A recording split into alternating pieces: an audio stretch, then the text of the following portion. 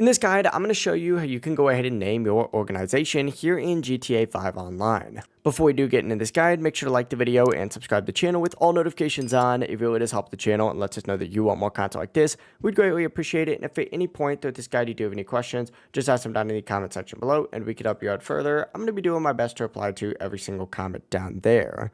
Now to start, you're going to want to make your way over to the securoserv location on the map. Just set a waypoint and follow your purple route until you get there. And whenever you are there, what you're going to want to do is just go right outside the building and open up your interaction menu. If you're on a PC, simply hit M. If you're on console, this is going to be a different button depending on your controller. But from the interaction menu, go ahead and just scroll down to the register as a boss option and go ahead and select it. And then select securoserv VIP and then hit start an organization. Now I currently have passive mode on, so I'm just going to go ahead and hit escape for this. But essentially from here you can choose become VIP, and sometimes you'll see a message saying that the server has reached the maximum number of VIPs. If that does happen, you're just going to have to find a new session. So get in that and then repeat that exact same process. But once you go ahead and do that, you'll be prompted to name that organization. You can enter any name you want from here. For example, just cut for example out. You will see a message saying that you are now the VIP of your organization though.